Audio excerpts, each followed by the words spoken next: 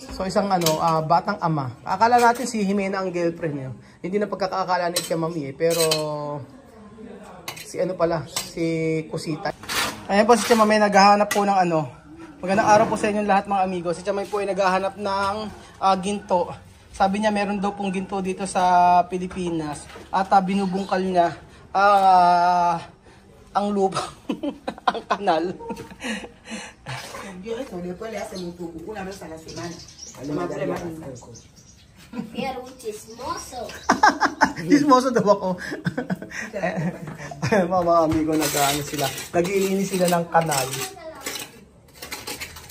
¿Chaval tú manda mensaje con Elvis? Sí. ¿Por qué tú no puedes llamar? Para. ¿Con Elvis? Sí, ahora Elvis estaba en el trabajo. Ah, Elvis, de noche ahí. De noche le hemos mandado que queremos saber cómo ellos están. Ah, te preguntará cómo No, está. no, no. Después. Después esta mañana él la mandaba. Ajá. Que mamá ya ha pagado la luz. Pero esta mujer dice que tú le debes 15,000. Por eso le he dicho que yo la debía 10,000. Ajá. No 15,000. Dice que ya lo ha pagado, lo ha confrontado, dice que sí. Si Ajá. pagan las casas, Ajá. que paguen la luz. Ajá. Aunque comiendo arroz blanco, que paguen la luz. Si cortan la luz, van a estar en la oscuridad. Yo tengo aire. Yun, sabi niya mami, nagbayad daw si Elvis ng kuryente. Ngayon, wala naman daw utang sabi daw ng babae daw may utang daw na 1,500.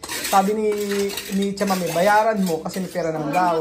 Sabi gano'n, ni Tia Mami, bahala kayo pag di niyo binayaran yan. Ako, naka-aircon ako kayo, wala kayong kuryente. Kausap ni Tia Mami si ka-message ni voice message si Tia Mami si Elvis. And then sabi meron daw sakit yung anak ni Batchat ni Celia. Oye, Tia Mami, ¿qué enferma? No altera, es porque ¿Qué enferma? yo me voy a hacer la ¿Qué situación. enferma? Cuando van a ver que yo estoy ahí, ¿Qué es que choga? van a estar creando recetas para recetas para recetas. ¿Enfermedad de qué? Y ella mira que mamá dice que no está ahí, ¿Dónde enferma? que yo no estoy ahí, hay ¿Ahí? que tener cuidado. Meron daw sakit sa Porque yo no quiero orgullosidad, yo sé buenamente cómo hemos convivido. May sakit daw yung anak ni Celia. Ay, mira, es muy orgullosa. Cuando ¿Qué van a ver enferma? que yo no estoy, mi mamá ha llegado a casa de alquileres. ¿Qué enferma? Van a traer recetas ¿Qué enferma? ¿Qué clase de enferma? Enferma de mujer. Así. ¿De dónde esto? ¿Dónde esto? No, enferma de mujer, que Aliana anda cosita, embarazo. ¿Quién? ¿Tú conoces cosita? Sí.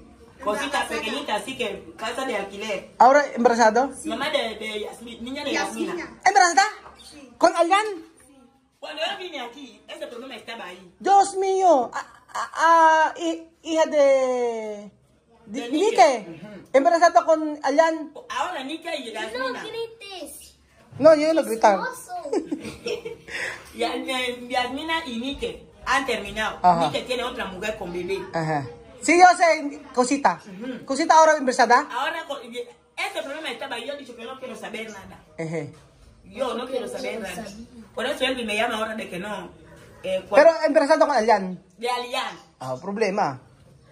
¿Cuántos años, Cosita? 14. Cosita 16. 16. Sí, So ayun po mga amigo, yun po ang balita kay doon po sa Equatorial Guinea.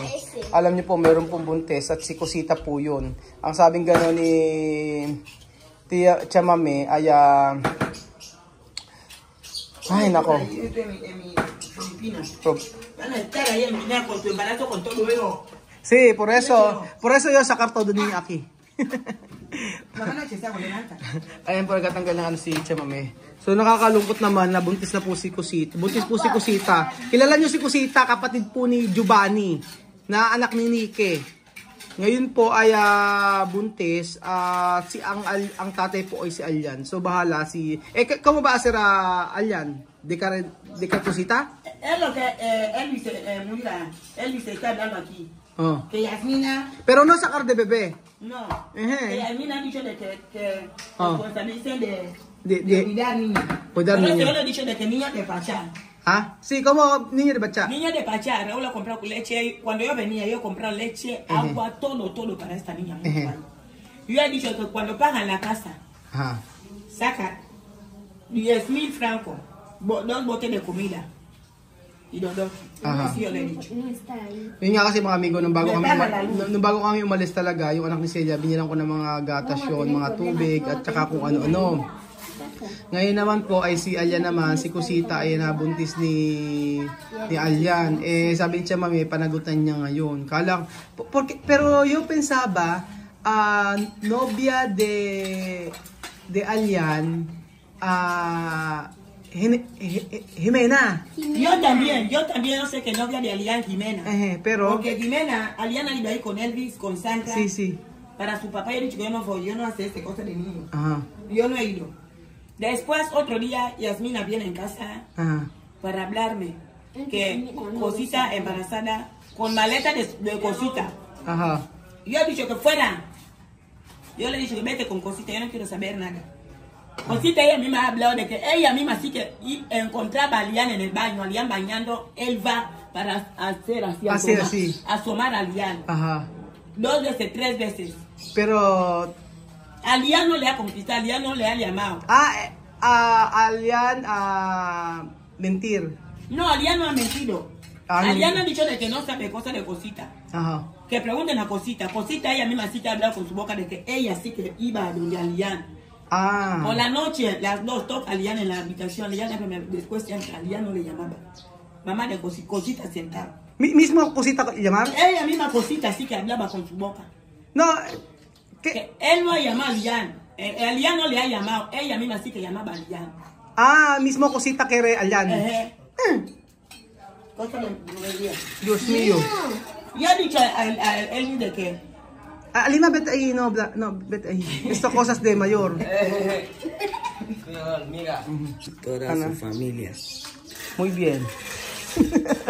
Natanong ako ni Elvis kung okay daw ako. At sa pamilya. So, ayun po mga amigo. Si Cosita raw po ang may gusto kay Alyan. 14 years old, kabata naman. Pag akala kasi namin mga amigo, si Cosita ang si Cosita ang, si Alyan ay, ang girlfriend niya ay si Jimena. So, kilala niyo po si Cosita, mga amigo.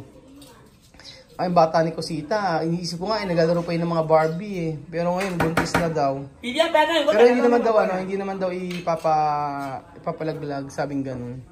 Sabing ganun ni Chama, may bahala daw si Alyan dun. So, maganda naman at nalilinis yung dito. Dumi ng yung nakuha ni Chama. Kanina nagharap si Chama sa akin ng ano daw ang pwedeng gamitin. Sabi ko, kumuha ka na lang ng sandok dyan. Tapos para dito na lang, yung sandok na yan, dito na lang para sa may kanal. Pero kay Adicho, Alyan, nada. Alyan ha dicho que él sabe. Él sabe que sabe embarazada. Sí, él sabe que ha dormido con Cosita. Pero tú sabes también. Pero él no ha llamado a Cosita. Cosita él mismo sí que le iba a encontrar. Pero tú sabes esto. Yo no lo sabía, yo sabía que Jimena sí que venía ahí. Sí. Yo no he visto Cosita. Sí. Yo le he dicho a la mamá de Cosita que yo no he visto Cosita. Sí. Cosita, su mamá muerto, ha dejado Cosita así. Sí, entiende. Su papá quiere ella para estudiar, por eso su papá ha dicho que no quiere saber nada. Si ha cogido embarazo, que yo no lo cuide. Sabi nga ni Chamame, hindi raw alam ni alam ni Chamame na ginagawa ni Alyan yun tsaka ni Cosita. So, problema yun kay Alyan, bahala siya. Ang sabi ni Chamame, si Cosita ang may gusto kay Alyan. So, kung ano man yung nangyari, bahala na raw sila, sabi ni Chamame. Basta daw siya dito ay focus lang siya sa mga anak niya na iba, lalo yung mga babae. No sé quién. Tú has sufrido para construirme esas casas. Que me esté poniendo 30,000 en la caja. Así yo le he dicho. Yung sabi ni Chamame. Y han pagado la luz, han cobrado 3 meses de las casas, 90,000. Más 150,000 que yo le dé a Elvis así en la mano para pagar la luz. Y está todo. Yo no tengo nada de... Yo no he dejado deuda en el bar. Donde personas nada. Yo no debo a nadie ahí. Sí. Yo he dicho a Elvis, yo no debo a nadie ahí. Sí. Nadie. So, ayun sabi niya, may ala daw siyang utang doon nang umalis siya doon. At hindi siya umuutang at ayaw niya nang umutang at wala naman daw siyang trabaho doon. Sabi ni Tia Mami, nung bago siya umalis, binayaran niya yung kuryente lahat. Wala siyang utang doon. Tapos ngayon, sabi nga ni Alyan sabi ni Elvis, nabuntis niya ngayon si Cosita. Ngayon, ang parang mangyayari, sabi ni Tia Mami, yung kikitain ng apartment ni Tia Mami, tatabi yung kalahati rin pambayad ng ano, pambayad ng kuryente at saka panggastos nila. So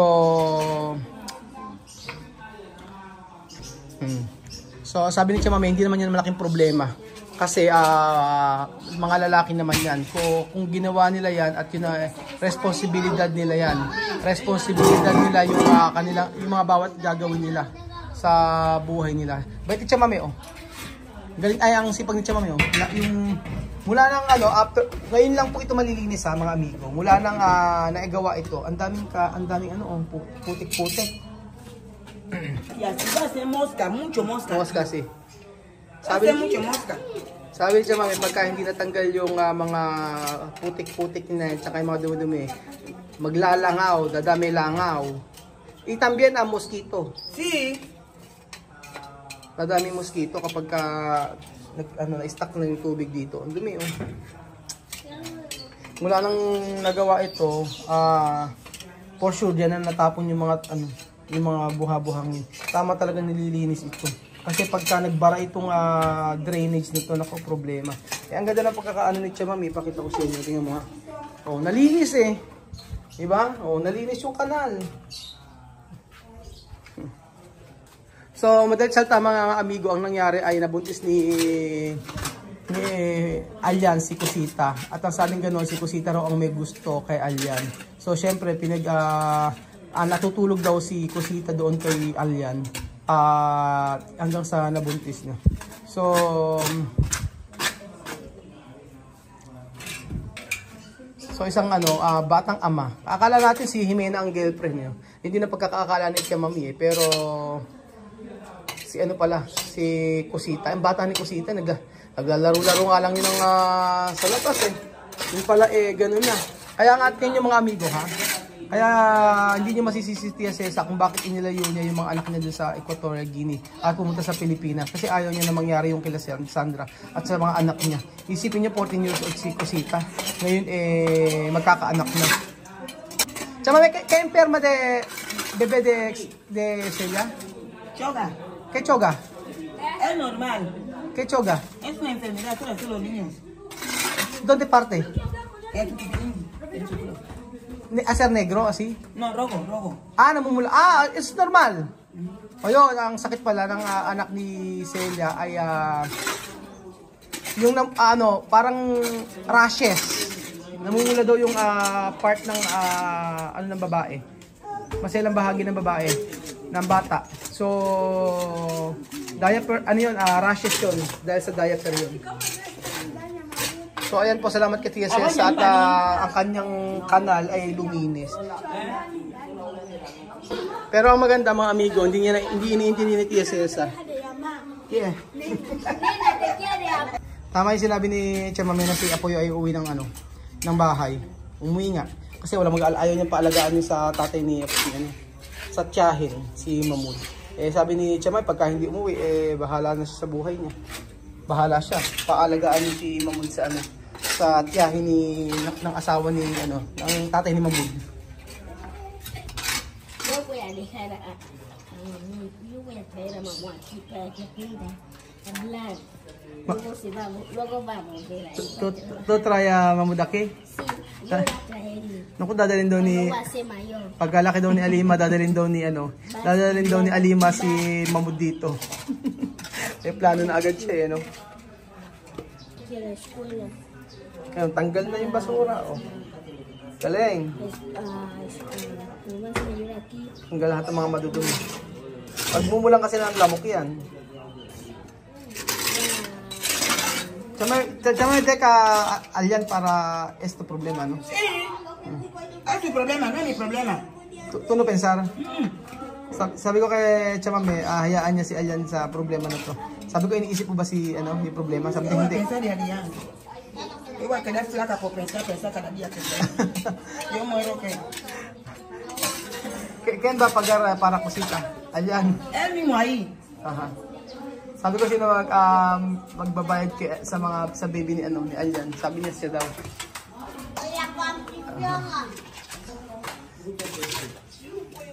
Ang hirap ng ang hirap ng ganyang sitwasyon nila Alyan. Hindi sila nag-iisip na napakahirap ng buhay para mag-anak na mag-anak. Kaya siguro dahil sa kultura nila, kaya ganoon. Kumbaga, they don't care about sa magiging future ng mga anak nila. Buti na si Tia Mame nakapag-isip. Na sanay kasi sila mga amigo na gano'n na mag-aanak sila ng maaga. And then, buti na nga sabi ko, buti na si Tia Mame na pag-isip niya na napakahalaga ng pag-aaral. So kasi like ko siya minomotivate lagi kong binibigyan ng payo si Tia Mame. Sabi ko, Tia Mame, iba ka ako ang nakapag-aral. Sabi ko, tingnan mo ka ako. May mga example ako ginawa kay Tia Mame. Kaya siguro si Tia Mame, ganun na rin yung eagerness ni Tia Mame na makapunta yung mga bata sa Pilipinas. So ngayon, buntis si Cosita. Ito yung pinakamahirap dahil bubuhay na ng pamilya si Alyan. So ang kanyang mapapangasawa pa ay si Cosita at asawa ni Hasmina na nanay niya si Hasmina at saka ang asawa ay si Nikki. So ayun po mga amigo, salamat po sa panood ng video na to at God bless po. Tulungan ko lang si Tia Cesa, meron pang mga may kanal pa doon para matapos. Bubuhusan ko ng bubuhusan para mag-flow yung tubig. So ayun po mga amigo, ang blessing ang baby, di ba? Blessing ang baby, kaya sabi ni Tia Mame, wag ipalalaglag at buhayin. So matuto at maging responsableng tatay, no? Maging responsable si Alyan. Salamat po mga amigo at God bless.